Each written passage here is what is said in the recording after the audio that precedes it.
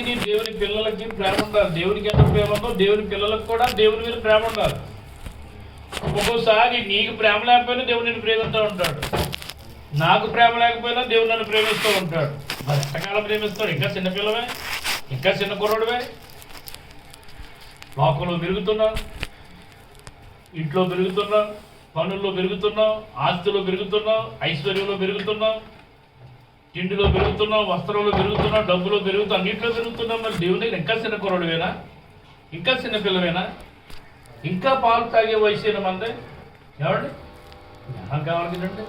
అన్నీ ఎరిగి అన్నిట్లో రంగప్రవేశం చేసి అన్నిటిని అనుభవించి అన్నిటిని ఆరితేరి చూస్తున్నామే. మరి దేవుని దగ్గరికి వచ్చినప్పుడు చిన్నపిల్లలు ఎందుకు అయిపోతాడు? నాకు అర్థం కాదండి. అన్నీ అర్థమైతే లోకం అర్థమవుతే దేవుడు అర్థమవడు, అన్నీ అర్థమవుతే దేవుని మాటలు అర్థమవ్వవు, అన్నీ అర్థమవుతే దేవుని సన్నిధి అర్థమవదు, అన్నీ అర్థమవుతే దేవుని మనసు అర్థమవదు, అన్నీ అర్థమవుతే దేవుని కార్యాలు అర్థమవు. ఏంటంటే బాబు క్రైస్తవ సమాజం ఇలా ఏడిపించేస్తున్నారు? ఆలోచన చేయండి. మనమే ఎంత బాధపడుతున్నాం అంటే మహానుభావుడు ఇంకెంత బాధపడుతున్నాడో ఆలోచన చేయాలండి. అందుకనే రాక ఆలస్యం అవుతుందండి. రోగాలు ఎక్కువ అవుతున్నాయి, భయాలు ఎక్కువ అవుతున్నాయి, మరణాలు ఎక్కువ అవుతున్నాయి, కరువులు ఎక్కువ అవుతున్నాయి, ఖడ్గాలు ఎక్కువ అవుతున్నాయి, బాధలు ఎక్కువ అవుతున్నాయి, బలహీనతలు ఎక్కువ అవుతున్నాయి. కారణాలవే దేవుని ప్రేమించకే, దేవుని అర్థం చేసుకోక. అని మనకు అర్థం కావట్లేదు. అన్నీ అర్థమవుతున్నాయి కానీ ఇది ఒకటి అర్థం కాదు మనకు. ఎన్ని జన్మలు ఎత్తినా, ఎన్ని తరాలు వెళ్ళినా, ఎన్ని సంవత్సరాలు వెళ్ళిపోతున్నా మన ముందు, ఎన్ని పరిస్థితులు తారుమారు తక్కిడిమారు అవుతున్నా కానీ ఇది మనకు అర్థం కాదండి. నేను బిడ్డలారా ఆలోచించండి. దేవుడు ఒక మాట అంటాడు, నేను మిమ్మల్ని పోషించేదను, నేను మిమ్మల్ని పోషిస్తాను. ఎవరి మాట అబద్ధం అంటారా? ఎంతవరకు నమ్ముతున్నారు మీరు? యూసఫ్ అన్నాడు ఇజ్రాయేల్ తోటి, అన్నదమ్ములతో అన్నాడు, డాడీని కూడా తీసుకొచ్చేయండి, పశువులు తీసుకొచ్చేయండి, మీ పశువులకి సాల, మీ పశువులకి మేత, మీకు నివాసం, మీకు భోజనం, నేనున్నాను, భయపడొద్దు, నేను మిమ్మల్ని పోషించేదను, రండి అన్నాడంతే. వెళ్ళలేదంటే పశువులకి సాలిచ్చాడు, పశువులకి మేత ఇచ్చాడు, ఆ డాడీకి అన్నయ్యకి అందరికీ నివాసం ఇచ్చాడు, వాళ్ళకి సరిపడా భోజనాలు ఏ పూట కాపూట సిద్ధపరిచాడు, పోషించాడు. పిల్లారా, ఈరోజు మనల్ని పోషించాడండి దేవుని బిడ్డారా. దేవుడు పోషిస్తాడనే విశ్వాసం కూడా మనుషుడికి ఈరోజు లేకపోవటం చాలా భయంకరమైన విషయం అండి. నాకు 20 ఏళ్ళు జీతం వస్తుంది కనుక నేనే నా భార్య నా పిల్లలను పోషిస్తున్నాను. ధీమా, ధైర్యం. నేను డ్యూటీకి వెళ్ళకపోతే నాకు పోషణ లేదు, నా భార్యకి భోజనం లేదు, నా పిల్లలకు భోజనం లేదు అంటే విశ్వాసం నీ మీదేనా, దేవుని మీద లేదా? అంటే నువ్వు పోషణ నాయకుడివా? ఒక గింజను నువ్వు పుట్టించావా? నువ్వు పుట్టించగలవా? ఒక విత్తనాన్ని నువ్వు తయారు చేయగలవా? నువ్వు పుట్టించగలవా? గడ్డి పరకు కూడా మన వల్ల ఉండండి, గడ్డి పరకు కూడా మన వల్ల కాదండి పిల్లారా. ఆయన పోషించే దేవుడు పిల్లారా, పోషించే దేవుడు. నేను పోషిస్తున్నానని దేవుని సన్నిధిని పక్కన పెట్టి దేవుని సన్నిధిని త్రోసివేసి పోషణ పాత్రుడిగా దేవుని సన్నిధిని విడిచి వెళ్ళిపోతున్నావంటే ఎంతవరకు న్యాయమో దేవుని పిల్లలకు ఆలోచించాలి. ఇందాక వాక్యంలో విన్నాం, చేయుటకు నీ చేతికి వచ్చిన ఏ పనైనను నీ శక్తి లోపం లేకుండా పనిచేయి. రేపొద్దున వెళ్ళిపోతున్న పాఠాలకే అక్కడ జ్ఞానమైన తెలివైన ఉపాయమైన అక్కడ ఉండదు. ఈ భూమి సరిహద్దులు దాటావా గల్లంత అయిపోతావు. నువ్వెంత పనుడువైనా సరే, నువ్వెంత జ్ఞానవంతుడైనా సరే, నువ్వెంత జ్ఞానవంతురాలైనా సరే, నువ్వెంత బుద్ధిమంతురాలైనా సరే, నువ్వెంత మంచివాడువైనా మంచిదానివైనా, ఈ భూమి మీద ఉండగానే నేను నీకు అప్పగించిన పనిని శక్తి లోపము లేకుండా పనిచేయి. నీ పని చేయటానికి నీకు శక్తి ఉంటుందే, దేవుని పని చేయటానికి శక్తి లోపిస్తున్నాడు. టైం లేదని, సమయం లేదని, కుదరదని, అన్ని పనులు చక్కబెడుతున్నావు. దేవుడి పని నీకు చక్కబెట్టవు నువ్వు. ఆట, దేవుడికి ఆట, చెలగాటమా? తెలియని వాళ్ళకి ఎలా తెలియదు, తెలిసిన వాళ్ళ ఇంటికి ఎలా ఉంటారు అర్థం కాదండి. ఆలోచించండి పిల్లారా. దేవుని యొక్క వాక్యం చెప్తే ఆయన పోషకుడు, పోషించేవాడు. నీ పని నువ్వు చేసుకుంటే ఆయన ఎలా పోషిస్తాడో చాలా అద్భుతమండి. ఒక్కసారి ఆయన పోషణ ఏంటో రుచి చూడాలి. ఆయన ఎలా పోషించగలడు, మాట అన్నవాడు ఎలా నెరవేర్చాడు నా జీవితంలో, నా కుటుంబంలో. ఎప్పుడు ఈ బలపడదండి, ఎప్పుడు ఈ కంపెనీలు ఉండవండి, ఎప్పుడు ఈ యొక్క శక్తి ఉండదండి, ఎప్పుడు ఈ యొక్క ఆదాయం ఉండదండి, ఎప్పుడు ఈ లోకం ఎలా ఉండదండి. రేపు పొద్దున మన పరిస్థితులు, మన బ్రతుకులు ఎలా మారిపోతాయో తెలియదు. అప్పుడు దేవుడా నువ్వే నాకు దిక్కంటే నిజంగానే దొరుకుతాడో దొరకడో కూడా తెలియదండి నీకు. నీకు బలం ఉన్నప్పుడు నాకు దొరికావా? నీకు ఆదాయం ఉన్నప్పుడు నాకు దొరికావా? నీకు డబ్బు బాగా వస్తున్నప్పుడు నాకు దొరికావా? అప్పుడు ఎందుకు దొరకలేదు? ఆకలేస్తుందని నన్ను ఎదుగుతున్నావా? కష్టం వచ్చిందని నన్ను ఎదుగుతున్నావా? బాట కలిగిందని నన్ను ఎదుగుతున్నావా? ఇప్పుడు నీకెలా దొరుకుతాను బిడ్డ? నేను ఎన్ని నెలలు వెతికానో తెలుసా నీ గురించి, ఎన్ని వారాలు వెతికానో తెలుసా, ఎన్ని సంవత్సరాలు వెతికానో తెలుసా, ఎన్ని గడియలు ఎన్ని గంటలు వెతికానో తెలుసా? ఒక గంటనా దొరికావు నువ్వు? ఒక రోజైనా దొరికావా? ఒక వారమైనా దొరికావా? దొరకో. ఎందుకు దొరుకుతావు? దొరకమండి. కాలం బాగుందని చెప్పు, మన కాలం బాగుందని చెప్పు. ఏమండి దొరకడు. నీకెన్ని చేస్తానా సరే, దేవుడు పోషకుడు, పోషించే దేవుడు. ప్రభునందరి పిల్లారా, ఇంకోటి అంటాడండి ఆయన స్వస్థపరుసు యెహోవా. ఎవరంటాడు ఆయన? నేను స్వస్థపరిచే యెహోవాను నేను. అందుకే నీ కొరకు నేను దెబ్బలు పొందాను. నేను ఒక్కడ తక్కువ 40 దెబ్బలు పొందాను, గాయపరచబడ్డాను, రక్తం కార్చాను, రాళ్ళు దెబ్బలు, కొరడా దెబ్బలు, గాయపరచబడ్డాను. నేను పొందిన దెబ్బల ద్వారా నీకు స్వస్థత కలుగుచున్నది. ఆయన రుచి చూసి చెప్పాడండి బాబు. గాయపరచబడి, దెబ్బలు కొట్టబడి, రక్తం కార్చబడి, వాటిలో మరణించి సమాధి చేయబడి 3వ దినాన్ని లేచిన మనం నమ్మమే. నాకు డాక్టరే కావాలి, ఇలా ఆదివారమైనా సరే గుడి మానేసి ఆసుపత్రికి వెళ్ళిపోవాలంటాం. వెళ్ళొద్దని కాదు, నేనెళ్తాను, నువ్వెళ్తావు, అందరం వెళ్ళి వదిలమే. కానీ సమయాన్ని బట్టి ఆయన దాటి మనం వెళ్ళకూడదు. ₹1,00,000 జీతగాడైనా సరే యేసు వైపే చూడాలి, కానీ 1,00,000 చూడకూడదు. 1,00,000 నా యేసు కంటే ఎక్కువ కాదు, దేవుని సన్నిధి కంటే ఎక్కువ కాదు, నా వాక్యం కంటే ఎక్కువ కాదు, నా దేవుడు దీవించిన సమయం కంటే ₹1,00,000 నాకు ఎక్కువ కాదు. అయ్యో 1,00,000 ఉంటే దేవుడు ఎదిగిన ఆయన ₹1,00,000 బాధ ఆదివారం ఎప్పుడైనా వస్తుంది? ₹1,00,000 బాధే లేదు. ₹1,00,000 కావాలి, అర్జెంట్ నాకు ఇవ్వాలి, ఓటీ అర్జెంట్, డ్యూటీ అర్జెంట్ అంటే పర్వాలేదు. డబ్బు కోసం పరిగెత్తిపోతున్న క్రైస్తవుడా, దేవుడు పోషించలేడని అపనమ్మకం కలిగిన దేవుని నా బిడ్డలారా, స్వస్థపరచలేదని నన్ను నమ్మలేని నా పిల్లలారా, ఎంతకాలం మీతో బాధపడాలి? ఎంతకాలం మీతో నేను తిప్పలు పడాలి? ఎంతకాలం నేర్పించాలి? ఎంతకాలం బోధించాలి? ఎప్పుడు అబ్బుతుంది నీకు ప్రేమ, విశ్వాసం, నమ్మకం? నా మీద ఎప్పుడు కలుగుతుంది నీకు నమ్మకం? నా మీద ఎప్పుడు కలుగుతుంది నీకు విశ్వాసం? లోకం మీద ఉన్న నమ్మకం, డబ్బు మీద ఉన్న నమ్మకం, డాక్టర్ మీద ఉన్న నమ్మకం, మందుల మీద ఉన్న నమ్మకం దేవుని మీద లేదే. ఎంత అమాయకమైన, లేకపోతే విడివిడి జ్ఞానమైన క్రైస్తవ సమాజం ఎలా ఎదుగుతుందో ఆలోచించండి పిల్లరా. కొంచెమైనా ఎవరి ₹1,00,000 జీతగాడైనా సరే దేవుని దగ్గర నిలబడవలసింది. అవసరమైతే చెప్పులు చూడండి ఎలా ఉన్నాయి, చెదరగా ఉన్నాయి. అవి బొచ్చుగా పెట్టాలి దేవుని పిల్లలు ఎవరైనా సరే.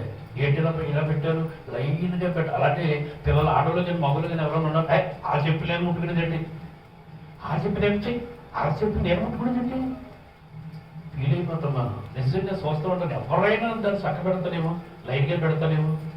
అది ప్రేమ, అది దేవుడు అంటే.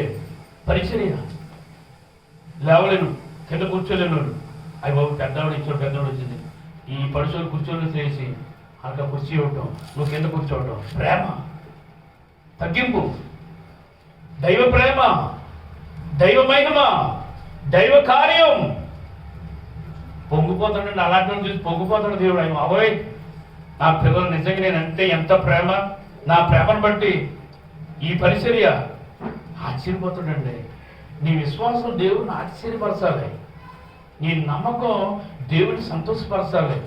నువ్వు సంతోషపడితే కాదు, ఆయన సంతోషపడాలి. అప్పుడే మనం సంతోషంగా ఉండగలుగుతాం, మనం ఆనందంగా ఉండగలుగుతాం, మనం ఉల్లాసంగా ఉండగలుగుతాం. ఆయన ఏడ్పించి, ఆయన దుఃఖపెట్టి, ఆయన గాయపరిచి, ఆయన బాధపెట్టి ఎంతకాలం నువ్వు సంతోషపడతావు? ఎంతకాలం నువ్వు ఎంజాయ్ చేస్తావు? ఎంతకాలం లోకలు మునుగు చేస్తావు? న్యాయం ధర్మం ఉండండి దేవుని పిల్లలకి. ఆలోచించండి. ఈ లోకం శాశ్వతం కాదు, నీ సంపాదన శాశ్వతం కాదు, నీ ఆలోచనలు, నీ తలపుల ఉద్దేశాలు శాశ్వతం కాదు. దేవుని మైండ్లో ఉంటే, దేవుని మనసులో ఉంటే, దేవుని హృదయంలో ఉంటే, దేవుని ఆలోచనలో ఉంటే, దేవుడు నిన్ను ఎక్కడ ఉంచాలి అక్కడ ఉంచుతాడు, ఎక్కడ నడిపించాలి అక్కడ నడిపిస్తాడు. నిన్ను ఎలా చూడాలో అలా చూస్తాడు ఆయన. అది కావాలి మనకి. విశ్వాసానికి పునాది అది. అంతే తప్ప నీ ఇష్టం వచ్చినట్టు భక్తి చేస్తే, నీ ఇష్టం వచ్చినట్టు వచ్చి, నీ ఇష్టం వచ్చినప్పుడు వెళ్ళి ఏంటంటే భక్తి ఆట పాట. ఇది సామెతలు అంటాడు సులభాను, భక్తిహీనులకి దేవుని సన్నిధిలో ఆటగా ఉన్నట్టు ఆట పరుగులు వస్తాయి కదా. మన సైడ్ చెప్తే ఇది గర్రెలు వస్తూ ఉంటారు, కాలంలో ఆట పరుగులు వస్తాయండి. పడిపోయి చేపల పాప ఉప్పుకుంటూ వచ్చేస్తూ ఉంటాయి ఇలాగ. ఆ గరి దగ్గరికి వచ్చి ఆ మూడు ఎలా చూపించి మళ్ళీ వెనక్కి వెళ్ళిపోతాడు. పడవ అందులో పడవ. ఈ పాప ఈయన అనుకుంటాడు, గదేశుడు పోయి పడిపోతాయి బాబా, ఏం చేయాలి పడిపోతాయో అనుకుంటాడు. నా మొఖం పడదు. ఈ గడ్డ తెలివని, గదేశుడు గడ్డ తెలివని, పుట్టించినోడి కంటే తెలివని అయ్యి. అండ్ ఆట పరుగులు దేవుని భక్తిహీనులకి దేవుని ఆటగా ఉండండి. ఒక వారం కనపడి, 2 వారాలు కనపడక, ఒక వారం కనపడి, 3 వారాలు కనపడక ఆట. ఎంతకాలం ఆడతావు ఆట? దేవుని తెలుసుండి, వాక్యం తెలుసుండి ఎంతకాలం నీ ఆట, నీ పాట? ఎప్పుడు స్థిరపడతావు? ఎప్పుడు బలపడతావు? ఎప్పుడు నిలబడతావు? ఎప్పుడు రోగిస్తావు? ఎప్పుడు ప్రేమిస్తావు? ఎప్పుడు వాక్యానికి బలవుతావు? దేవునికి సండ్రంతో ఖైదీ అవుతావు. ఎంతకాలం ఈ నటన? ఎంతకాలం ఈ మోసం? ఎంతకాలం మోసం చేస్తాడు మా మానవుడు దేవుడిని? పిల్లలు ఆలోచించండి.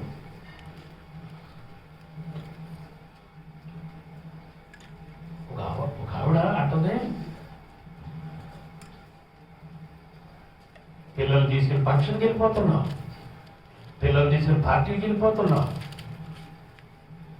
క్యాబులు ఎక్కుతున్నావు, బస్సులు ఎక్కుతున్నావు, వాహనాలు ఎక్కుతున్నావు, ఎంత దూరమైన వెళ్ళిపోతున్నావు. అదే పిల్లలు తీసుకుని, అదే భర్తను తీసుకుని, అదే భార్య దేవుని సన్నిధికి రావడానికి వైరస్ అంట. పార్టీల్లో వైరస్ లేదా? బంధువుల ఇంట్లో వైరస్ లేదా? అలా మనుషులు కాదా? ఏమండి, ఒక విషయం చెప్తున్నానండి.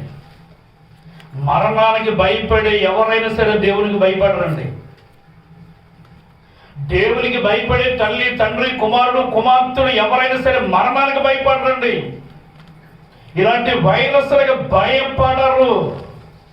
దేవునికి భయపడుతున్నావా? వైరస్ నీకు భయపడి దూరంగా పారిపోవును గాక. అది నీ పక్కనున్నా సరే, అది నీ ముందున్నా సరే, అది నీ వెనకున్నా సరే, దేవుని కుమారుడికి అటే భయపడవు తప్ప దానికి దేవుని పిల్లలు భయపడవలసిన పని లేదు. భయపడుతున్నావంటే నువ్వు మరణానికే భయపడుతున్నావు తప్ప దేవునికి భయపడే పిల్లలు కాదు. అలాంటి వాళ్ళ కోసం బాధపడవలసిన పని కూడా లేదు. భయంకరం ఆలోచన లేదండి. వయసు పెరుగుతుంది, వయసు పెరుగుతుంది, బుర్ర పెరగట్లేదు. దేవుని గురించి ఆలోచించే బుర్ర లేదు, దైవ సన్నిధి గురించి ఆలోచించే బుర్ర లేదు. ప్రభుత్వ దొరికిలారా ఎంత భయంకరమైన స్థితి. రాత్రి చెప్పాను, అందుకని ధనవంతుడు నరకంలో దర్జాగా కాలిపోయాడు, దర్జాగా కాలాడు. దేవుడు కూడా కనికర పడలేదు. ఎంత భయంకరమైన పరిస్థితి అండి. ఆ గుండెలో ఎంత బాధ ఉందో బాధ నేను తెలియజేస్తున్నాను. దేవుని పిల్లలు ఎలా ఉండాలో, ఎలా ఉంటున్నారు తెలియజేస్తున్నాను. ఆలోచించండి. నా మాటలు ఉంటుంది కాదు, బైబిల్. నా సొంత మాటలు చెప్పట్లేదు నేను, బైబిల్. దేవుడు ఎవరి మధ్యలో ఉంటాడు? ప్రశ్న చెప్పండి. దేవుడు ఎవరి మధ్యలో ఉంటాడో జకరియా గ్రంథం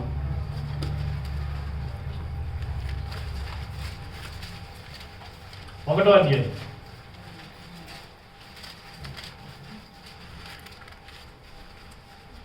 8వ వచనం.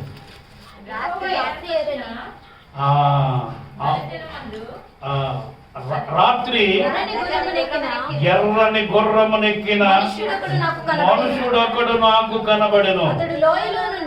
అతడు లోయలోనున్న గొంజి చెట్లలో నిలబడి ఉండగా అతని వెనుక ఎర్రని గుర్రములను, చుక్కలు గల గుర్రములను, తెల్లని గుర్రములను కనబడెను. దేవునికి స్తోత్రం. హల్లెలూయా. యేసయ్య ఎవరి మధ్యలో ఉంటాడో నేను విన్నారా? యెరూషలేముకి వచ్చేవారందరూ కూడా ఆ దినాల్లో పర్ణశాలల పండుగ జరిగేది. పర్ణశాలల పండుగ. ఈ పర్ణశాలల పండుగకి ఆయా ప్రాంతంలో ఉన్న వారందరూ కూడా, యూదులందరూ కూడా యెరూషలేముకి వచ్చేవారు. దేవుడు మోషేతో, అహరోనుతో అందరితో చెప్పాడు, పర్ణశాల పండుగకి ఏమండి ఈ యొక్క గొంజి చెట్లు, ఈ ఒలివ చెట్లు, ఈ దానిమ్మ చెట్లు, ఈ చెట్లు కొమ్మలన్నీ నరికి పందిళ్ళు వేయండి అంటాడు. పందిళ్ళు వేయండి. ఈ యెరూషలేముకు వచ్చిన వారందరూ కూడా, యెరూషలేములో ఎవరికి గృహాలు లేవో, ఎవరికి బంధువులు లేరో, స్నేహితులు లేరో, వాళ్ళందరూ కూడా ఈ పందిట్లోనే ఉంటారు అన్నాడండి. ఈ పందిట్లోనే ఉంటారు. దేని బిడ్డారా చూడండి, నెహెమ్యా గ్రంథం 8వ అధ్యాయము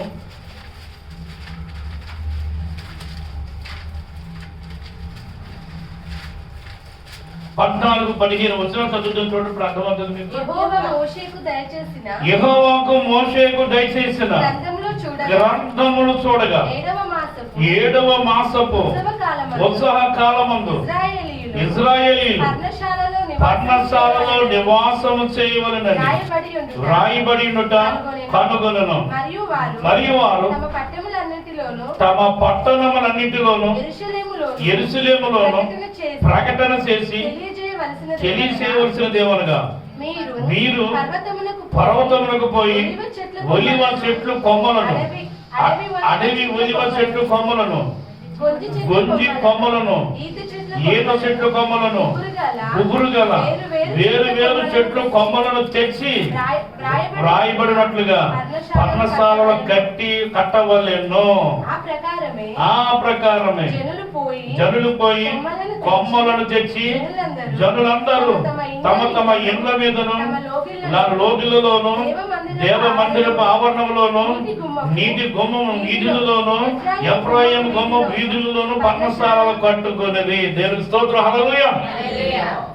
పర్ణశాల పండుగకి 5 రకాల చెట్లు కొమ్మలు ఎవరి నరికి ఆ చెట్లు కొమ్మలో పందిరి మీద వేసి, ఆకులు పందిరి మీద వేసి చక్కగా దేవునిని మహిమపరిచేవారు. ఆ దూర ప్రాంతంలో వచ్చిన యూదులందరూ కూడా అక్కడ ఇల్లు లేని వారు ఈ పందిట్లోనే కాలం గడిపారు. పిల్లారా నివాసంగా చేస్తున్నారు. దేవుని యొక్క వాక్యం చెప్తుందండి. అందులో ఈ గొంజి చెట్టు కొమ్మలు కూడా ఉన్నాయి. ఈ గొంజి చెట్టు ఆకులు కూడా ఉన్నాయి. పిల్లారా ఈరోజు గొంజి చెట్టుకి కొన్ని గుణాలు ఉన్నాయి. పిల్లారా దానికి ఉన్న గుణాలు ఈరోజు దేవుని పిల్లల్లో ఉంటే యేసయ్య మన మధ్యలోనే ఉంటాడు. యేసయ్య మన సంఘంలోనే ఉంటాడు. యేసయ్య నీ గృహంలోనే ఉంటాడు. ఇది మన సంఘం కానీ దేవుని సంఘం. ఆయన సంఘంలో ఆయన ఉంటాడు. నీ ఇంట్లోనే ఉంటాడు. ఆయన ఉంటాడు. నీ జీవితంలో ఆయన ఉంటాడు. నీ హృదయంలో ఆయన ఉంటాడు. పిల్లారా ఎందుకంటే ఈ గొంజి చెట్టుకున్న గుణాలు కనుక దేవుని పిల్లలకు ఉంటే, లేదంటే బాబు నా గుణం నాకు ఉందరే అన్నావు అనుకో, నీ ఇంట్లో నువ్వే ఉంటావు, ఆయన ఉండడు. నా గుణం నాకు ఉందని బాబు, నా గుణం చాలా మంచిది, నేను చాలా మంచిదని, నేను చాలా మంచోడిని, నాకంటే మంచోడు ఈ యొక్క గుట్టలోనే లేని బాబు, నాకు తెలుసు నా మంచితనం ఏంటో, నా గుణం ఏంటో, నా బలం ఏంటో, నా ఆలోచన ఏంటో, నా జ్ఞానం ఏంటో, నేను ఎవరికి కీడు చేసేదాన్ని కాదు, కీడు చేసేవాడు కాదు, అలాగే మేలు కూడా చేసేవాడు కాదు, మేలు కూడా చెయ్యండి. నేను ఎవరికి కీడు చేయను, మేలు చేయను. నాకు నేనుగా ఉంటా, నా ఇంట్లో ఉంటా, నా డ్యూటీలో ఉంటా, నా అంతే, నాతోటే నేను ఉంటా, నా భార్యతో ఉంటా, నా పిల్లలతో, ఎవరితోనూ నేను ఉంటాను అనుకునే పెద్ద మనుషులు లేకపోలేదు, అనుకునే పిల్లలు కూడా లేకపోలేదు. దేవుని యొక్క వాక్యం చెప్తుందండి, ఈ గొంజి చెట్లు ఉన్న గుణాలు ఎవరైతే ఉంటాయో వాళ్ళు దేవుడు ఉంటాడండి. యేసయ్య నిలబడతాడు, నీ ఇంట్లో యేసయ్య నిలబడతాడు, ఆయన సంఘములో యేసయ్య నిలబడతాడు. పిల్లరా, దేవుడిచ్చిన మహాకృపను బట్టి ఈ గొంజి చెట్టు ఈ కొమ్మలు, ఈ ఆకులు పందిరి మీద వేయటం వలన ఈ పందిరి కింద వారికి ఏమిచ్చిందండి గొంజి చెట్టు? చెప్పాలి, ఏమిచ్చింది? నేడిచ్చిందండి. ఈ గొంజి చెట్టు దేవుని పిల్లలకి నేడిచ్చిందండి. ఎండ తగలకుండా, వర్షం పడకుండా, నీడ. ఎంతసేపు ఎండలో ఉంటావు నువ్వు? ఎంతసేపు ఎండలో నిలబడతావు? ఎంతసేపు ఎండలో పనిచేస్తావు? ఎంతసేపు ఎండలో ఫ్యామిలీని నడిపిస్తావు? ఎంతసేపు, ఎంతకాలం ఎండలో, ఎడారిలో, ఇసుక తెన్నుల్లో, ఎడారి భూముల్లో నీకు నీడ లేకుండా, నీ జీవితానికి నీడ లేకుండా, నీ కుటుంబానికి నీడ లేకుండా, నీకు నీడ లేకుండా ఎంతకాలం బ్రతుకుతావు? బ్రతుకు పందిరి కిందకి రాకుండా, ఈ గొంతు చెట్టు వల్ల నువ్వు ఉండకుండా నీకు నీడఉండదు. నీ బతుకులో ఎదుటి వారికి నీడవు. చాలా మంది ఎలా ఉన్నారంటే వారికి నీడఉండదు, ఎదుటి వారికి నీడవు. అదే బతుకు, అదే జీవితం, అదే లైఫ్. క్రైస్తవ జీవితం మారాలండి, అలా ఉండకూడదు. నువ్వు నీడ కింద ఉండాలి. ఎదుటి వానికి నువ్వు అనుభవించే నీడ కూడా ఎదుటి వానికి రుచి చూపాలి. ఆ నీడ ఇచ్చే తండ్రిగా, తల్లిగా నీవు ఉండాలి. నీవే నీడ అనుభవించలేని, నీడ కిందకి రాలేని తండ్రిగా, తల్లిగా, కుమారుడిగా, కుమార్తెగా నీవుంటే ఎదుటి వారికి నువ్వెలాగివ్వగలవు? నీడ. నువ్వే ఎండలో ఉంటే నువ్వు నీడనివ్వగలవు. ఎలాగివ్వగలవు? ఇద్దామన్న ఆలోచన నీకుంటే ఎలాగివ్వగలవు? ఎలా వస్తుంది నీడ? ఈ యూదులందరూ కూడా ఈ పండుగ కిందకు వచ్చారండి. కూడా ఒకరోజు శాస్త్రులు, పరిసయ్యులు ఒక సిస్టర్ని సావగొట్టుకుంటూ తీసుకొచ్చారండి రాళ్ళతోటి. చంపేయడానికే, నీడ లేకుండా చేయాలని, బ్రతుకు లేకుండా చేయాలని, భూమి మీద బ్రతకకుండా చేయాలని ఎవరికి లేచిన రాడు వాళ్ళు పట్టుకుని, పిల్లలేంటి, యవనస్తులేంటి, పెద్దలేంటి, అందరూ కూడా ప్రతి ఒక్కొక్కడు చేతులు ఒక్కొక్క రాయి పట్టుకుని ఆమె మీద విసురుతుంటే బుర్రకే తగులుతుందో, గుండెకే తగులుతుందో, పొట్టకే తగులుతుందో, కాళ్ళకే తగులుతుందో తెలియని రీతిన మూర్ఖత్వంతో కన్నులు మూసుకుపోయి ఒక్కొక్కడు ఒక్కొక్క రాయి పట్టుకుని విసురుతుంటే ఆమె ఒళ్ళంతా గాయపరచబడి పరుగున పరిగెత్తి యేసు పాతాళం దగ్గర పడిపోయిందండి. యేసు పాతాళం దగ్గర పడిపోయింది. వీళ్ళందరూ రాళ్ళు పట్టుకుని నిలబడ్డారు. వాడు కూడా మోసే ధర్మశాస్త్రం ప్రకారము ఇలాంటి స్త్రీని రాళ్ళతో కొట్టి చంపేయమన్నాడు. ఏం చేయమన్నా? చంపేయమంటావా, విడిచిపెట్టమంటావా? పెద్ద మనుషులు. యోహాను సువార్త 8వ అధ్యాయం చూడండి,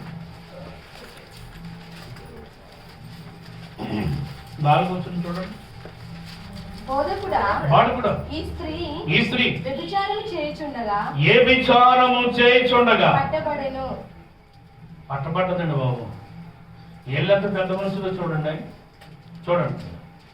ఈ స్త్రీ వ్యభిచారము చేయుచుండగా ఏమనుకోకుండా చేసేసి. ఇందులో 3 రకాలైన మనుషులు ఉన్నారు. 3 రకాల మనుషులు వివరిస్తారు చూడండి.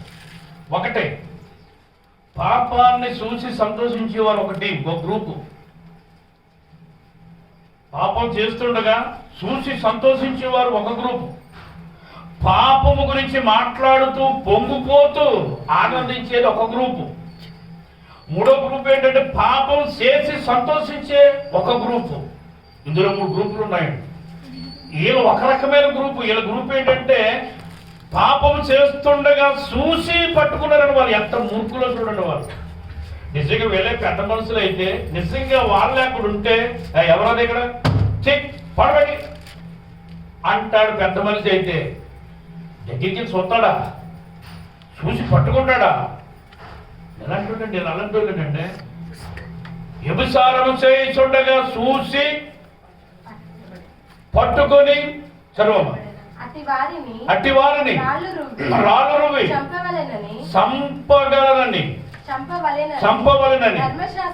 ధర్మశాస్త్రములో మోసే మనకు ఆజ్ఞాపించను కదా. అయినను నువ్వేం చెబుతావా?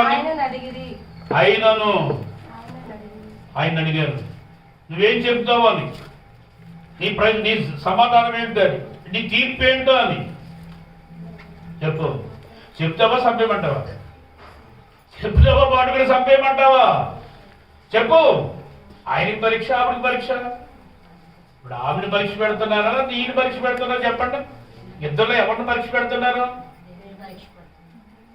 బాడుగిని పరీక్ష పెడుతున్నారండి, పరిశోధిస్తున్నారు. ఏం చేయమంటావు? చదువు కింద. ఆయన మీద నేరము మోపవలెనని తెలుసు ధర్మశాస్త్రం. ఆయనను శోధించు ఇలాగున అడిగిరి. మనస్ఫూర్తిగా కాదు, తెలియక కాదు, తెలుసుండి కూడా ఏం చెప్తాడు? పరిశోధిద్దాం, పరిశీలిద్దాం, పరీక్ష పెడదాం బాడుగుడికి. ఇలాగ అడిగారండి. ఆవిడ ఏం చెప్పాడు చెప్పండి. అయితే యేసు వంగి నేల మీద వేలితో ఏవో రాస్తున్నాడండి. ఇనప గంటతో పాపం రాసేసినట్టుగా 25 గ్రంథంలో ఏవో రాసేస్తున్నాడు నేల మీద. ఏవో రాసేస్తున్నాడు. ఏవో అంటే ఏంటి? ఎవడ బయోడేటా వాడు రాసేస్తున్నాడండి. ఎవడ బయోడేటా వాడు రాసేస్తున్నాడండి. నీది బయోడేటా, నీ జీవితం ఇది, నీ బ్రతుకుది, నువ్వు పని చేస్తున్నావు, నువ్వు పని చేస్తావు, నీవు పని చేయబోతున్నావు రాసేస్తున్నాడంటే ఎవడ బయోడేటా వాడు చూసుకున్నాడు అక్కడికి. అమ్మో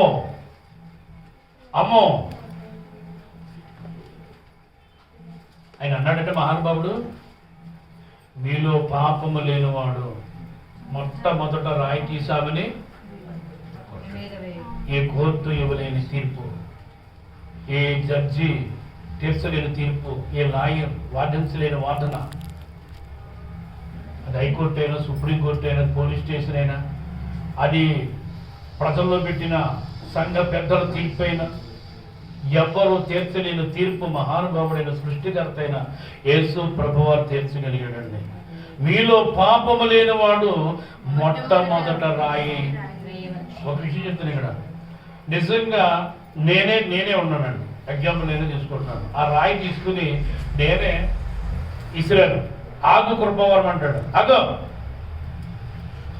బాబోయ్, నీవు పలానా రోజున ఇలాంటి పని చేసావు, పలానా రోజున పలానా దిక్కిన పలానా టైంలో నువ్వు చేసిన పని ఇది అన్నాడు అనుకోండి. ఈ రాళ్ళని ఎవరి మీద పడతాయి? చెప్పండి. కృపావరం మీద పడిపోతాయి, యేసుల మీద కాదు. నేను రాయి ఇయ్యబోయేగా చెయ్యి. అప్పుడు ఆయన ఆఫ్ చేస్తాడు. ఆగు నాయన, ఇదిగో నీ బయోడంటే, ఇది నీ పాపీలంటే అప్పుడు ఆ రాళ్ళన్నీ ఎవరి మీద పడతాయి? నా మీద పడతాయి. నేను కొట్టబోయాను కదా. పాపం లేనివాడు కొట్టమన్నాడు. దాంట్లో పాపం లేదని కొట్టేది నా పాపం ఏంటో తీసుకొస్తాడు ఆయన బయటికి. అప్పుడు రాళ్ళని ఎవరి మీద పడతాయి? అలాగే ఎవడు పాపాన్ని వాడి పాపాన్ని బయట పెట్టాడు అనుకోండి, ఒకరికి కొట్టు చచ్చిపోతారు. ఇవి బాగా ఉంటుంది, వాళ్ళు బాగా ఉంటారు, ఏళ్ళు చచ్చిపోతారు కొట్టుకుని. ఆ బయోడేటా, ఆ తీర్పు అందరికీ అర్థమైపోయింది. ఓరి బాబోయ్, చాలా పెద్ద తీర్పు ఇచ్చాడు ఆయన. ఒకళ్ళొకరు చూసుకుంటున్నారండి. ఎవరు రాళ్ళు వాళ్ళే విడిచిపెట్టేసి పెద్ద మనుషులు, తరిమే పెద్ద మనుషులు, కొట్టే పెద్ద మనుషులు, అయ్యా ఏలం చేసిన పెద్ద మనుషులు, ఎగటాలు చేసిన పెద్ద మనుషులు, ఇది పాపం చేసింది చంపేయాలి మోసే ధర్మశాస్త్ర ప్రకారంగానే యేసుప్రభుని శోధించిన పెద్ద మనుషులు అందరూ పాక ముడుచుకుని తల దించుకుని రాళ్ళు అక్కడ విసిరి వేసి ఈ సీరియల్ నెంబర్లో వెళ్ళిపోయారండి. ఏం తీసుకుంటుంది? నీడ లేకుండా చేద్దాం అనుకున్నారు, జీవితమే లేకుండా, మనిషే లేకుండా చేద్దాం అనుకున్నారు. అలాంటి టైంలో యేసు ప్రభు నీకు నేడిచ్చాడండి. ఈరోజు నువ్వు ఎంతమందికి ఇస్తున్నావు? నేను తప్పు చేసింది తెలిస్తే మనిషితో మాట్లాడదు, మనిషితో మాట్లాడు. పొరపాటుగా మాట్లాడాడు అతనితో మాట్లాడు. నేను కళ్ళారా చూశాను, అతను ఏం చేశాడు, ఆమె ఏం చేస్తుందో మాట్లాడు. ఇంకా సైలెంట్. వాళ్ళతో నాకు సంబంధం లేదు, వాళ్ళతో నాకు సావాసం లేదు, మంచోడు కాదు, మంచిది కాదు, నో ఎంట్రన్స్. ఎప్పుడైనా నెంబర్కి వెళ్ళి కూర్చొని ఎప్పుడైనా మాట్లాడేవా? అలా కాదు, ఇలా కాదు బ్రదర్, అలా కాదు, ఇలా కాదు సిస్టర్, ఇలా ఉండాలి. ప్రేమ నీలో ఉంటే, వాక్యం నీలో ఉంటే, ఆత్మ నీలో ఉంటే, అభిషేకం నీలో ఉంటే, యేసయ్య మనసు నీలో ఉంటే, నేడిచ్చే మనసు నీలో ఉంటే, ఆ ఎండలో ఉన్న మనిషిని ఎప్పుడైనా నేడగదికి తీసుకొచ్చావా? ఈ ఎండలో ఉన్న బ్రదర్ని ఎప్పుడైనా నేడగదికి తీసుకొచ్చావా? ఆలోచించండి. నీడమ్మంటే నువ్వు వేదానికి ఇల్లు కట్టేసి, బిల్డింగ్ వేసేసి, స్లాబ్ వేసేసి, గుడిసి వేసేసి, గుడారం వేసేసి, రేకులు వేసేసి అందులో ఉంచమని కదా నీడంటే. ఆ పట్టుకునే కూడా చేయలేము. కనీసం నీ మాట నీడన్నా ఉండాలి కదా, నీ ఆటన నీడన్నా ఉండాలి కదా, నీ సలహా అనే నీడన్నా ఉండాలి కదా, నీ ప్రేరేపణ అనే నీడన్నా ఉండాలి కదా, నీ మంచి మనసు అనే నీడన్నా ఉండాలి కదా. ఆ ఎండలో ఉన్న మనిషిని బయటికి నీడకి తీసుకురావాలి కదా, ఏసై దగ్గరికి తీసుకురావాలి కదా, వాక్యం దగ్గరికి తీసుకురావాలి కదా, దేవుని సన్నిధిని నీడ దగ్గరికి తీసుకురావాలి కదా. అంటే నువ్వు తీసుకురాకపోయినా నీడన్నా చూపించాలి కదా, ఆ నీడలో ఉండని చెప్పాలి కదా. అంటే ఏది చెయ్యబారు అలా మాట్లాడదు కదా. అలాంటి మనుషులతో మాట్లాడడం చిత్రమైన మనుషులు, ఇంకా ఆరగంట చిత్రమైన మనుషులు మనం. నిజంగా దేవుని స్తోత్రం, ఆరగంట విచిత్రమైన మనుషులు మనం. మనం ఏదో పరిశుద్ధులు అనుకుంటాం, మనం నీతిమంతులు అనుకుంటాం, మనం అలేదో పనికి మొదలు. అలాంటి పనికి మొదల కోసం యేసయ్య వచ్చాడు. దేవుని స్తోత్రం, హల్లెలూయా. నీతి మంతుడినని, నీతి మంతురాలని అనుకుంటున్నా, నీ గురించి రాలేదు ఆయన, నువ్వు అవసరం లేదు ఆయన. నువ్వు అలా అనుకుంటే, పాపని నువ్వు అనుకుంటే, నాలాంటి వాడిని ఇంకా దేవుని సన్నిధికి తీసుకురావాలని నువ్వు అనుకుంటే నీతోనే ఉంటాడు ఆయన. అలాగని పాపం చేయమని కాదు, అలాగే అబద్ధం ఆడమని కాదు, అలాగే అన్యాయం చేయమని కాదు. అన్యాయం చేస్తుంటే నా దగ్గర ఉంటాడు, పాపం చేస్తుంటే నా దగ్గర అనుకుంటున్నాడు ఆయన. రాంగ్ పరిస్థితులు తీసుకోవద్దు పిల్లరా. నువ్వు పరిశుద్ధుడిగా ఉన్నా, పరిశుద్ధురాలుగా ఉన్నా, నీతిమంతుడిగా ఉన్నా, నీతిమంతురాలుగా ఉన్నా, ఈ భూమి మీద ఉన్నంత వరకు ఈ మదిలో మనకు అంటుకుంటూనే ఉండదు, ఈ మురుకు మనకు అంటుకుంటూనే ఉండాలి. ఈ పాపం అనే ఈ యొక్క సెగలు మన మీదకి వస్తూనే ఉంటాయి. చూపుల ద్వారా, మాటల ద్వారా, ప్రవర్తన ద్వారా, అన్నిటి ద్వారా ఏదో ఒక రకంగా ఏదో ఒక రోజు పడిపోతాం, జారిపోతాం, ఊడిపోతూ ఉంటాం మనం. అటు చేత కర్మ పాపము జన్మ పాపం అని దేవుడు చెప్పిన వాక్య భాగంలో, జన్మ పాపం తప్పించుకోరు కానీ కర్మ పాపం, దురాభిమాన పాపం మనల్ని ప్రతిరోజు వెంటాడుతూనే ఉండాలి పిల్లరా. ప్రతిరోజు యేసయ్య రక్తంలో కడగబడవలసిందే, యేసయ్య పాదాల దగ్గరికి రావాల్సిందే, యేసయ్యతో చెప్పుకోవాల్సిందే, యేసయ్య రక్తంలో శుద్ధీకరించబడవలసిందే. ప్రతిరోజు వాక్యం ద్వారా, ప్రతిరోజు విశ్వాసం ద్వారా, ప్రతిరోజు ఆత్మ ద్వారా, ప్రతిరోజు ఆయన రక్తంలో, ఆయన దయరసంలో కడగబడవలసిందే పిల్లరా. ఎంత గొప్ప ఆశ్చర్యం అండి. ఎప్పుడైనా నేడిచ్చావు మన మీద గుంజి చెట్టే రేటు, మన మీద గుంజి చెట్టే రేటు అండి నేడిస్తుందండి యూదులందరికీనే. మనము ఉన్న నీడ తీసేస్తాం, ఉన్న నీడ తీసేస్తాం మనం. ఎంత భయంకరమైన పరిస్థితిలో మనుషుడిది చూడండి. దేవుని ఇంకా వాక్యం చెప్తుందండి, నీడ. ఆ స్త్రీకి ఏమిచ్చాడండి ఆయన? నేడిచ్చాడండి. ఎంత మంచి దేవుడు అండి ఆయన. 1 యోహాను పత్రిక 1వ అధ్యాయం చూడండి. 1 యోహాను 1వ అధ్యాయం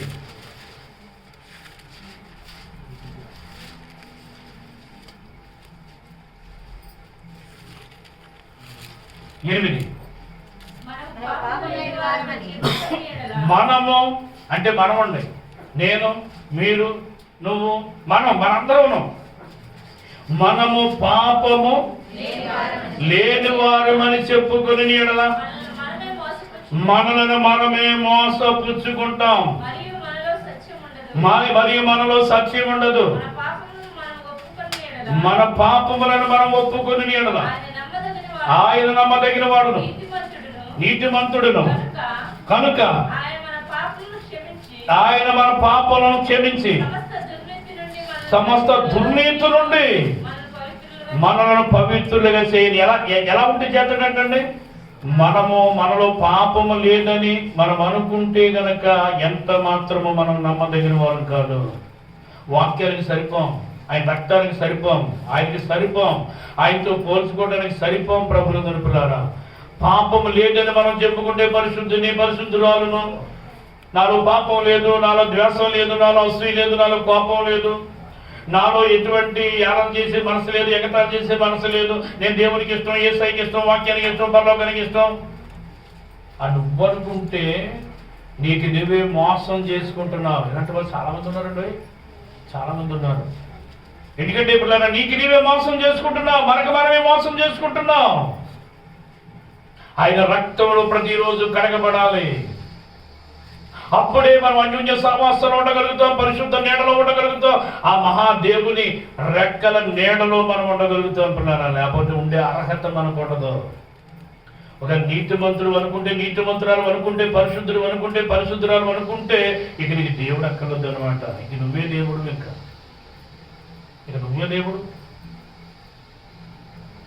ఇక దేవుడికి నీకు సంబంధం ఉండదు, ఇంకా ఆయనకి నీకు సంబంధం ఉండదు, ఇంకా ఆయనతో నువ్వు మాట్లాడవు. ఇంకా నేను రెండో యేసుని అంటావు అంతే. అప్పుడు అయితే నేను రెండో ఆత్మని అంటావు, అయితే నేను రెండో వాక్యాన్ని అంటావు. ఏంటండి అలాగనే వాళ్ళు లేరనుకుంటారు, మీరు చూపిస్తాను నేను ఉన్నారు. దేవుని యొక్క వాక్యం చెప్తుంది చూడండి. మార్కు సువార్త 4:32 చూడండి. మార్కు సువార్త 4:32. విత్తబడిన తర్వాత అది మొలసి ఎదిగి కూర మొక్కలన్నిటికంటే పెద్దదై.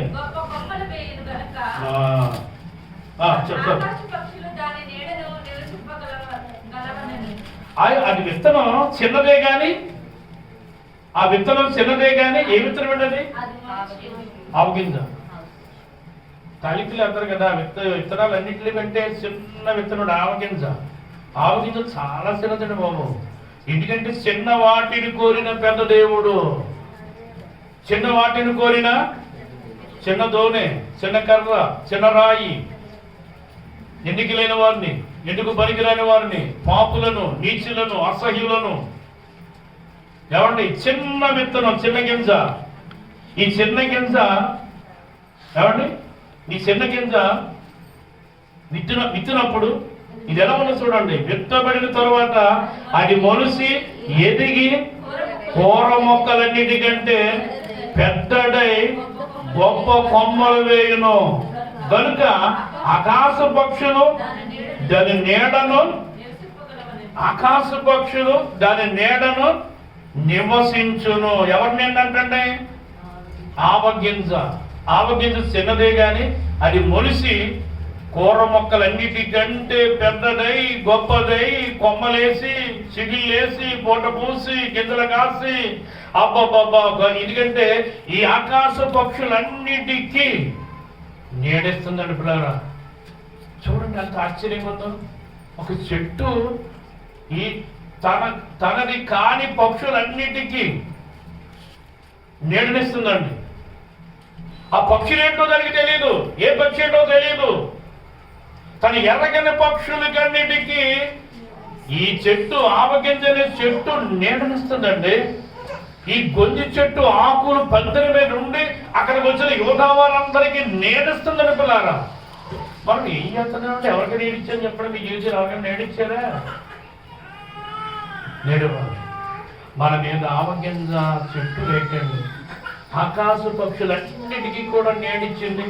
ఆ చెట్టు మీదకి వచ్చి గూళ్ళు కట్టుకుని ఆ నీడలో నిజంగా ఎంత హాయిగా. పొరపాటుని మీ ఇంటి ముందు చెట్టు ఉంటే వెళ్ళితున్న బాటసార్లు ఎండ దెబ్బ తగిలి ఆ చెట్టు కింద నిలబడి ఎవరక్కడ దొంగడా దొరుడా ఏంటిది? నేను చెట్టు కింద నిలబడ్డాడు, గేడుగాడు వచ్చేస్తాడు, మనకేంటి ఎరబాయ్ ఎక్కడే పడ్డాడుకో వెళ్ళదు తరిమేస్తావు, ఎలాగో చీపులు కట్టించుకుంటావు. తెలియని నిలబడి ఊరుకుంటావు ఇంటి ముందు. ఊరుకో, నీ బిల్డింగ్ నీడకొచ్చినా ఊరుకో, నీ చెట్టు నీడకొచ్చినా ఊరుకో. అంత కెపాసిటీ మాకు. దేవుని స్తోత్రం, హల్లెలూయా. ఎందుకంటే ఇప్పుడు యావగింజ చెట్టు ఎవడే నడిచిందంటే ఆకాశ పక్షులన్నిటికంటే అన్నిటికీ ఈ చెట్టు నేడించిందంటే ఆ పక్షులు ఎంత ఆనందించాయి, ఎంత ఉల్లాసించి ఆలోచించుకుంటున్నారా. ఒక్కసారి నువ్వు తలంచుకో. ఎవరికైనా నేను నేడించాను, ఏ తల్లికైనా, ఏ తండ్రికైనా, ఏ తమ్ముడికైనా, ఏ అన్నకైనా, ఏ బిడ్డకైనా, ఎవరికైనా, ఒక అన్యుడికైనా, ఒక క్రైస్తవుడికైనా నేను ఎవరికైనా నేడించాను నా జీవితంలో. నేనేవాడు గొంజి చెట్టులో ఉన్న మొట్టమొదటి లక్షణం ఏంటంటే నేడిచ్చే గుణం గొంజి చెట్టుకున్నాడు. నీకు ఆ గుణం అంటే యేసయ్య నీలో ఉంటాడు, యేసయ్య నీ ఇంట్లో ఉంటాడు, యేసయ్య సంఘంలో ఉంటాడు. పిల్లారా, ఆ నేడిచ్చే మనస్సు ఎవరిలోనూ కూడా లేకపోతే, నాలో నీలో ఎవరిలో లేకపోతే, ఆయన సంఘంలోనూ ఉండడం, నీలోనూ ఉండడం, నీ ఇంట్లోనూ ఉండడం. నువ్వే ఉండాలి, మీ ఆయన ఉండాలి, నీ పిల్లలు ఉండాలి. ఇక మీరే గుట్టుమిట్లు ఆడడానికి ఎంత ఆయన ఉండడం. పేచీలు వచ్చినా, గొడవలు వచ్చినా, దోషం వచ్చినా, సంతోషం వచ్చినా, శుభాలు వచ్చినా మీరే చక్క పెట్టుకుని తప్ప ఆయన ఎంటర్ అవ్వడం. ఎందుకంటే ఆయన ఎంటర్ అవ్వాలంటే గుణం నీలో ఉండాలి. ఆయన నీలో సంచరించాలంటే, నీలో నిలబడాలంటే, మందసంగా, ప్రత్యక్ష గుడారంగా, దీపవృక్షంగా, ఒక గొప్ప వెలుగు స్తంభంగా నిలబడాలంటే ఈ గుణం నీలో ఉండాలి. ఈ గుణం నీలో ఉంటే కనుక ఆయన నీతోనే ఉంటాడు, ఎక్కడికి వెళ్ళేవాడు కాదు. దేవుని స్తోత్రం, హల్లెలూయా. ఆయన నీతోనే ఉంటాడు పిల్లరా, నీతోనే ఉంటాడు, నీలోనే ఉంటాడు పిల్లరా. గొంతు చెట్లు ఉన్న రెండో గుణం ఏంటో తెలుసండి, దేవుని యొక్క వాక్యం చెప్తుందండి. చూడండి, నెహెమీయా గ్రంథం 8:15 వచనం చూడండి. ఇందా సెలవు.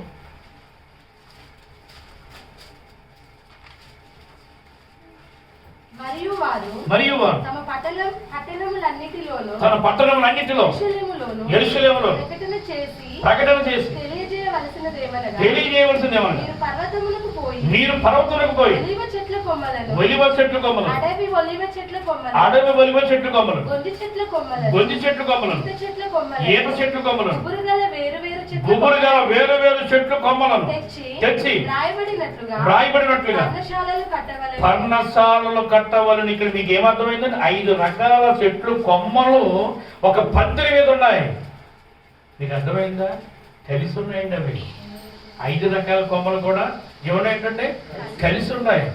దేవుని పిల్లలు ఎలా ఉండాలంటే కలిసి ఉండాలి. ఐక్యత, యూనిటీ. యూనివర్సిటీ అసలు అంటే కలిసి ఉండాలి, ఐక్యత. ఆత్మ కలిగించే ఐక్యత అన్నాడు పౌలు ఎఫెసీయులకు రాసిన పత్రిక 4వ అధ్యాయంలో. ఆత్మ కలిగించు ఐక్యత. కీర్తనకారుడు అంటాడు 133వ కీర్తన, సహోదరులు ఐక్యత కలిగి ఉండటం ఎంత మేలు, ఎంత మనోహరం. అహరోను గెంటల మీదగా దిగజారిన పరిమళ తైలముల అభిషేకం వలె ఉంటుందని చెప్పాడు ఆయన.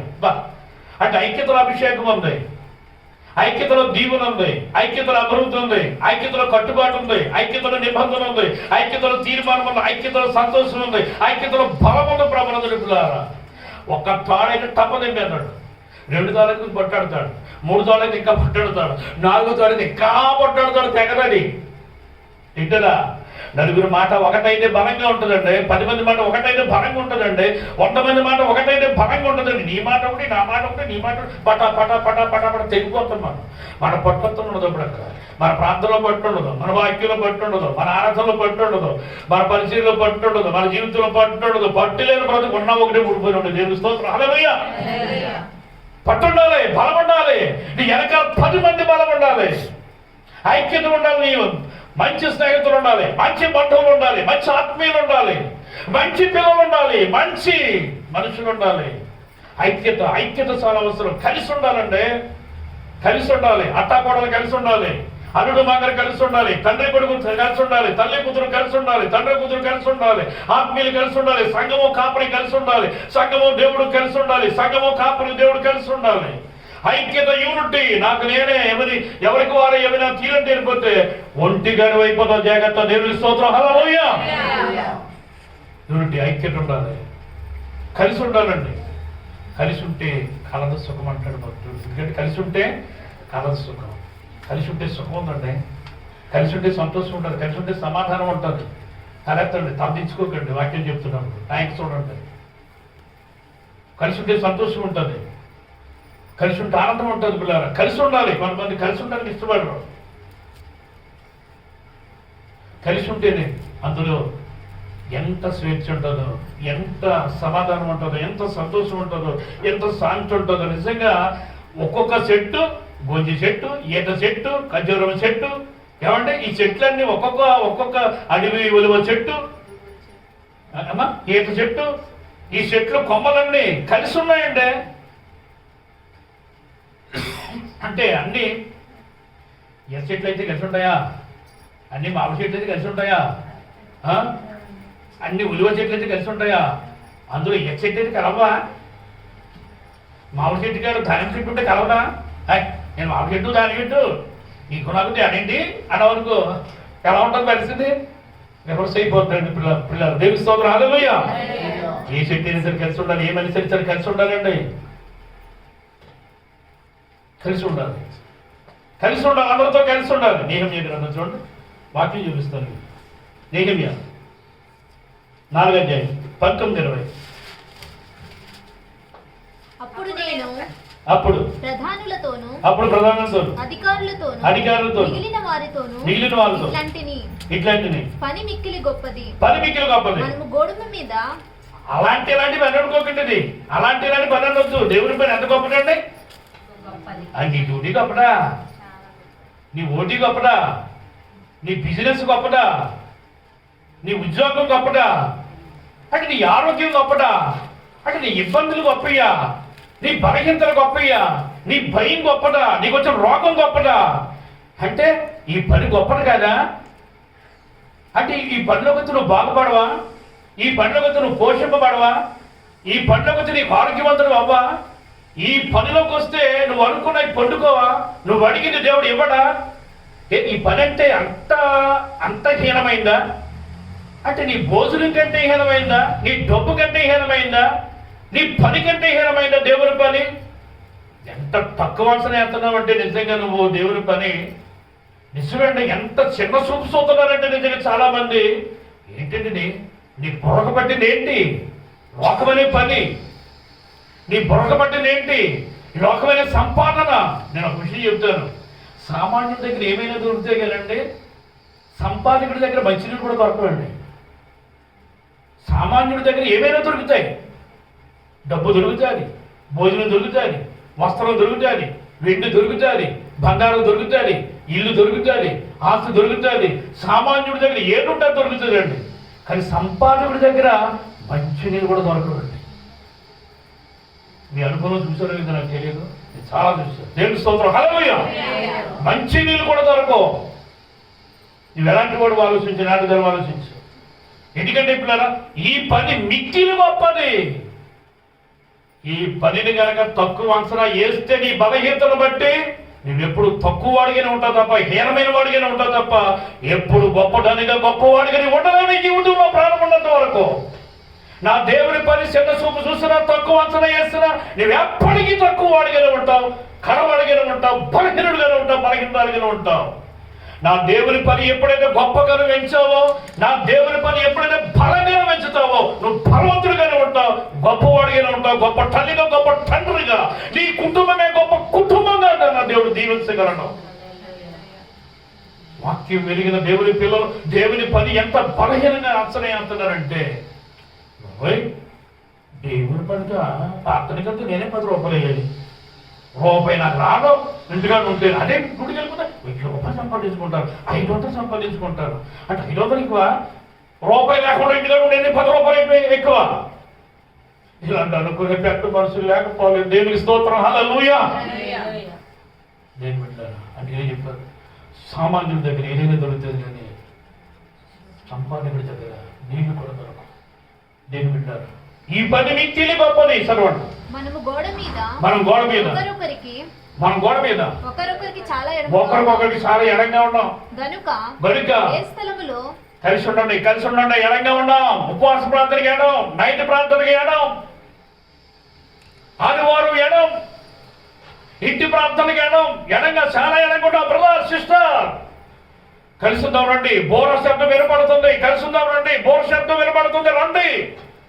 గొప్ప పనిని, బలమైన పని, నీ కుటుంబానికి యోగ్యమైన, దీవెనకరమైన, ఆశీర్వాదకరమైన, బలమైన పనిలో నిలబడండి నా ప్రియులారా. ఎడంగా ఉండొద్దు. గోడ కట్టుతున్నాం, ఎడంగా ఉండొద్దు. సంఘాన్ని కడుతున్నాం, ఎడంగా ఉండొద్దు. ఆత్మను కట్టుకుంటున్నాం, ఎడంగా ఉండొద్దు. వాక్యం బోధిస్తున్నాం, ఎడంగా ఉండొద్దు. దేవుని పని చేస్తున్నాం, ఎడంగా ఉండొద్దు నా పిల్లలారా. నేను చెప్తున్నాడు, ఎడంగా ఉండకండి అయ్యా. చదువు. గనుక ఏ స్థలములో నీకు బాకానాదం వినబడుతుందో అక్కడికి మా దగ్గరకు రండి. మన దేవుడు మన పక్షముగా యుద్ధం చేస్తాడు. తెగులున్నా, కాటకమున్నా, కరువున్నా, ఖడ్గమున్నా, భయం ఉన్నా, మరణం ఉన్నా, మన దేవుడు నీ పక్షాన్ని యుద్ధం చేస్తాడు. ఎగిరిపోవాల్సిందే. మరణమైన, కరువైన, ఖడ్గమైన నా దేవుడు నీ దగ్గర ఉంచడు. ఏ భయమున్నా ఉంచడు. నువ్వు నిలబడు. బోర శబ్దం నిలబడు దేవుని సన్నిధిలో. రండి, శబ్దం వినపడుతుంది. రేపు సోమవారం రాత్రి ధనేసి వినిపిస్తానంటాడు బోరా శబ్దం. రేపు రాత్రి బోరా శబ్దం మా ఇంటికి వినపడదు, మా ఇంట్లో నుంచి వినపడుతుంది. భాస్కర్ చెప్పడేనా ఏమన్నా అంతేనా? రండి, ధనేసి వినిపిస్తాడు రేపు బోరా శబ్దం రేపు రాత్రి. అంటే అర్థమైంది మీకు? ఆల్ నైట్ ప్రార్థన, లెంట్ ప్రార్థన ధనేష్ కుటుంబం ద్వారా రేపు రాత్రి ఇందులో జరుగుతుంది. బోరుతాడేనండి. దేవుని స్తోత్రం, హల్లెలూయా. అందరూ రండి అమ్మా, సహకరించండి, పాల్పొందండి. దేని మహిమపరచాలని మనం చేస్తున్నాను. అంచేత ఒక్కొక్క కుటుంబం విడుదల అవ్వండి. మీ కుటుంబాలు ఇంట్లో ఖాళీ లేకుండా ఇక్కడ పెట్టుకొని ప్రార్థన ఇక్కడే తెచ్చుకోండి. బోర శబ్దం వినపడుతుంది, ఆ దీవుని మీకు వస్తుంది. మీ భర్తకి, నీకు, నీ పిల్లలకి, నీ ఇంటికి వాక్యమైన ఆశీర్వాదం మీరు పొందుకోగలరు. వాక్యం చెప్తుందండి, ఎడంగా ఉండొద్దు. ఈ 5 చెట్లు కొమ్మలు కూడా కలిసి ఉన్నాయండి. ఇప్పుడు ఏమన్నాయండి?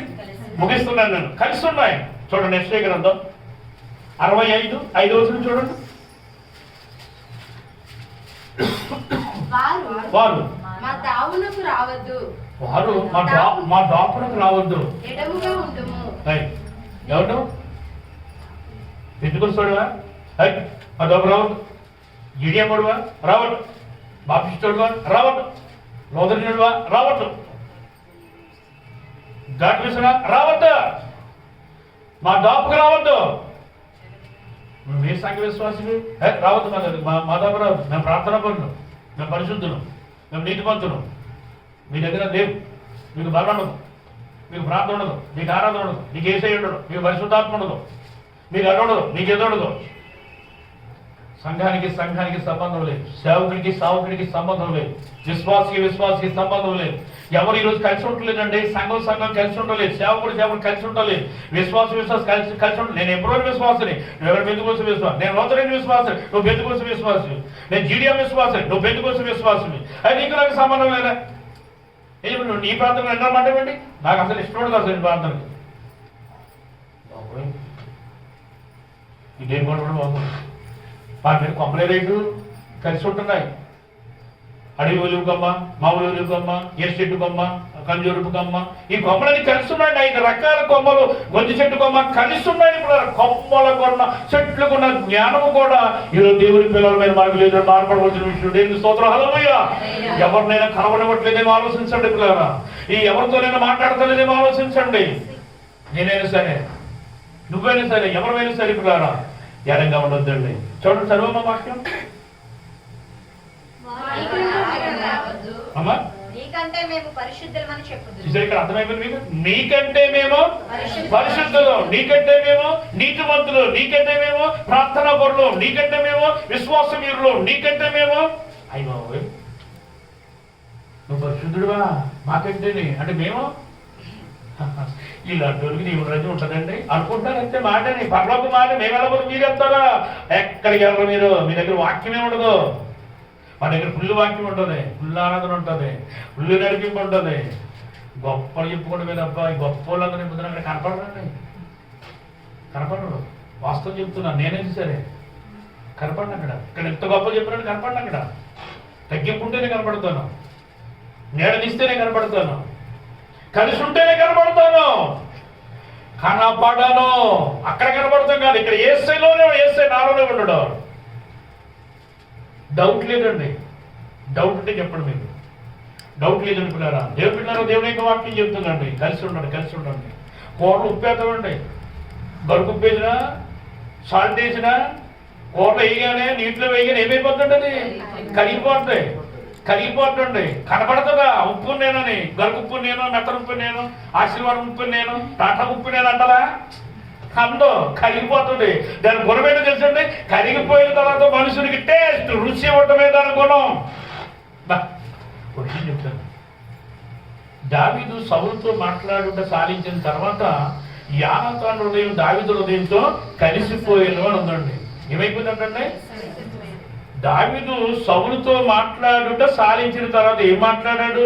విన్నాడు యానాతాను, బాబోయ్ నా బావగారు ఎంత గొప్పోడా, నా బావగారిలో ఎంత అభిషేకం ఉందా, నా బావగారిలో ఇంత దేవుడు ఉందా, ఇంత వాక్యం ఉందా, ఇంత దేవుడు ఉన్నాడా, ఇంత ఆరాధన ఉందా, ఇంత భక్తి ఉందా, ఇంత వినయత ఉందా, ఇంత బలం ఉందా. అమ్మో నా బావగారితో స్నేహం చేయవలసిందే, నా బావగారితో ఫ్రెండ్షిప్ చేయవలసిందే, నా బావగారితో నేను వెళ్ళవలసిందే. ఆయన నమ్ముకున్న దేవుడు నాకు ఉన్నాడు, ఆయన వెంబడి నేను వెళ్తాను, అభిషేకం నేను పొందుకుంటాను అనుకున్నాడు. ఈ యోనాతాను దేవునికి స్తోత్రం. యోనాతాను హృదయం దావీదు హృదయంతో కలిసిపోయిన పిల్లారా. అప్పుడు యోనాతాను దావీదుని ప్రేమించాడు కనుక యోనాతాను దగ్గర ఉన్న ఆయుధాలన్నీ కూడా తీసుకొచ్చి దావీదుని అప్పచెప్పేశాడు పిల్లారా. ఎంత ప్రేమ అండి! ఆడ మనిషి కంటే ఎక్కువ ప్రేమ ఉంటుంది యోనాతాను. ఆడవాళ్ళ ప్రేమ చాలా బాగుంటుందండి, చాలా గొప్పగా ఉంటుంది. మగవాళ్ళు కూడా ప్రేమ, వాళ్ళు ఏడుచుకున్న ప్రేమ మగవాళ్ళు కూడా జెంచుకుంటుందండి. ఎందుకంటే వాళ్ళ ప్రేమ, అందుకని యోనాతాను ప్రేమ స్త్రీ ప్రేమను పోల్చాడు. స్త్రీ ప్రేమ వల్లే ఆయన నన్ను ప్రేమించాడు, చచ్చిపోయాడు, నేను బాధపడుతున్నాను, ఆయన నా దుఃఖం ఆపలేను అనుకున్నాడు దావీదు. అంత ప్రేమ తేడా వచ్చిందా? నేను స్తోత్రం హల్లెలూయా ఏమన్నాడా? అంతే అంతే. దేని బిడ్డలారా, ప్రేమ ఎంత గొప్పదంటే కలిసి ఉంటే అర్థమవుతుంది. కలిసి ఈ చెట్లు కొమ్మలన్నీ కలిసి నేడిచ్చాయి, కలిసి ఉన్నాయి కనుక నేడిచ్చాయి కనుక కలిసి ఉన్నాయి. గొంజు చెట్టుకున్న గుణం నీడనిచ్చే గుణం, రెండు కలిసి ఉండే గుణం. ఒకటి ఇంకోటి చెప్తున్నాను నేను. శ్రమైనా, దుఃఖమైనా, వస్త్రహీనతైనా, బలహీనతైనా, ఏ వేదనైనా, శోధనైనా, రోగమైనా, ఏదైనా ఎలాగైనా సరే దేవుని ప్రేమ నుండి నన్ను ఎడబాపమంటాడు పౌలు. ఉన్నవైనా, రాబోయినా, లేనమైనా, ఖడ్గమైన, కరువైన, వస్త్రహీనతైన, ఉపద్రవమైన ఏదొచ్చినా కానీ నా దేవుని ప్రేమ నుంచి నన్ను ఎడబాపదు. సంఘం నుంచి నన్ను ఎడబాపదు, సహవాసం నుండి నన్ను ఎడబాపదు, వాక్యం నుండి నన్ను ఎడబాపదు, ఆత్మ నుండి నన్ను ఎడబాపదు, అభిషేకం నుండి నన్ను ఎడబాపదు, పరలోకం నుండి నన్ను ఎడబాపదు. చూసారా? ఎడబాపుకుంటుంది.